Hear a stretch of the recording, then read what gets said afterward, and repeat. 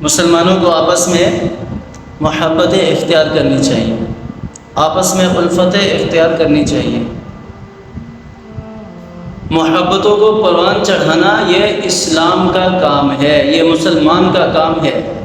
جو اسلام کی پیروی کرنے والا ہے، جو مسلمان حقیقتاً شریعت کا پابند ہے، اسے یہ پتہ ہوگا کہ اسلام جو ہے وہ سب سے زیادہ درس جو ہے وہ محبت کا ہی دیتا ہے، نفرت کا بالکل بھی نہیں، نفرت کی گنجائش ہی نہیں ہے۔ آپ صلی اللہ علیہ وسلم کی ایک حدیث کے اندر ارشاد ہے جس میں آپ صلی اللہ علیہ وسلم نے فرمایا کہ اگر کوئی شخص کسی سے نفرت بھی کرتا ہے تو وہ صرف اس نیت سے نفرت کرے، نفرت بغض کے الفاظ ہیں، بغض کسی سے رکھتا ہے تو وہ صرف اس نیت سے رکھے کہ اس سے مراد اس کے سامنے اللہ تعالیٰ کی رضا ہونی چاہیے۔ یعنی کہ کسی کا گناہ چھڑانے کے لیے اگر کوئی کسی سے دوری اختیار کرتا ہے تو اس میں بھی اللہ تعالیٰ کی رضا سامنے ہونی چاہیے۔ تو اسلام ہمیں محبتوں کا پیغام دیتا ہے، ظلم کا پیغام نہیں دیتا، ظلم کا پیغام نہیں دیتا۔ آج ہم دیکھتے ہیں کہ ہر جگہ پر ظلم ہو رہا ہے، ہر جگہ پر ظلم ہو رہا ہے۔ مشرق کو اٹھا کر دیکھ لے تو وہاں پر بھی ظلم کی داستانیں ہیں، مغرب کو اٹھا کر دیکھے تو وہاں پر بھی ظلم کی داستانیں ہیں، جنوب شمال کو اٹھا کر دیکھ لے تو وہاں پر بھی ظلم کی داستانیں ہیں۔ اسلام ظلم کا درس نہیں دیتا، اسلام ظلم کا درس نہیں دیتا۔ اور اس ظلم کی چکی میں پسنے والے بھی سارے مسلمان ہیں، سارے مسلمان ہیں۔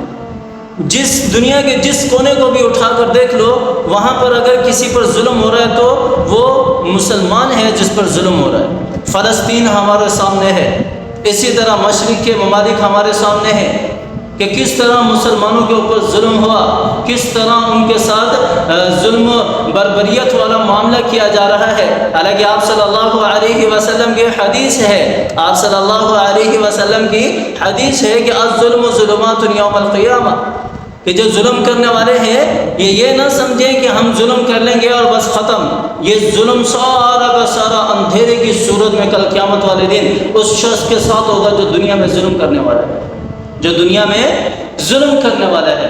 تو ظلم سے اپنے آپ کو بچانا ہے، ظلم سے اپنے آپ کو بچانا ہے۔ ایسے ہی باہر ممالک کے کتنے جیلیں ہیں جو مسلمان قیدیوں سے بھری پڑی ہیں، مسلمان قیدیوں سے بھری پڑی ہیں۔ ہمیں کیا کرنا چاہیے اس صورت کے اندر؟ آپ صلی اللہ علیہ وسلم کی حدیث بھی ہے، تمام امت مسلمہ کے بارے میں، ساری امت کے بارے میں آپ صلی اللہ علیہ وسلم کی حدیث ہے۔ آپ صلی اللہ علیہ وسلم نے فرمایا کہ ساری امت مسلمہ ایک جسم کی مانند ہیں، ایک جسم کی مانند ہیں۔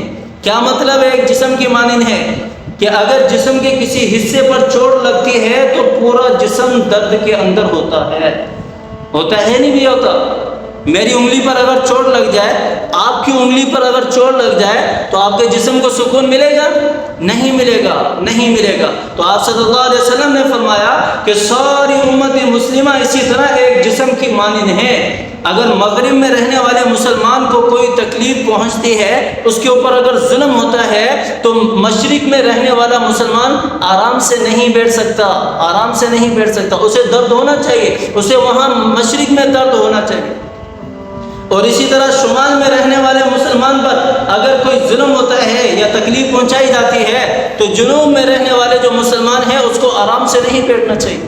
ہمارے سامنے ہے، ہمارے سامنے کتنے مسلمان ایسے ہیں جن کے اوپر ظلم ہوتا ہے اور ہم آرام سے خاموش بیٹھے ہوئے ہیں۔ ڈاکٹر عافیہ صدیقی کتنے سال ہو گئے اس کو اس ظلم کو برداشت کرتے ہوئے، کتنے سال ہو گئے اس کو اس ظلم سے برداشت کرتے ہوئے۔ نازک صنف ہو کر، ایک عورت ذات ہو کر، صرف ڈاکٹر عافیہ صدیقی ہی نہیں، ایسی کتنی ہی ہماری مائیں بہنیں ہیں فلسطین کے اندر جن کو سب کے سامنے قتل کر دیا گیا، جن کی عزتوں کو تار کیا گیا۔ کیا ہمیں آج کسی محمد بن قاسم کی ضرورت ہے؟ یہ محمد بن قاسم بھی تو ہم میں سے ہی کسی نے بننا ہے، یا کوئی آسمان سے تو نہیں آئے گا، یا زمین تو نکال کر ہمیں نہیں دے گی، یہ زمین تو نکال کر ہمیں نہیں دے گی۔ یہ ڈاکٹر عافیہ صدیقی کو 22 سال ہو گئے امریکہ کی جیل کے اندر، 22 سال، اور 22 سال سے وہ ان کے ظلم اور ان کی بربریت کو سہ رہی ہے، بربریت کو سہ رہی ہے۔ ابھی قریب میں ہی ان کی بہن جا کر ان سے ملاقات کیا تو اس کی زبان سے اس کے الفاظ یہی تھے کہ مجھے اس جہنم سے نکالو، مجھے اس جہنم سے نکالو، مجھے اس جہنم سے نکالو۔ کوئی آواز اٹھانے والا نہیں ہے، کوئی آواز اٹھانے والا نہیں ہے، کوئی بھی ڈاکٹر عافیہ صدیقی کو رہا نہیں کرا سکتا۔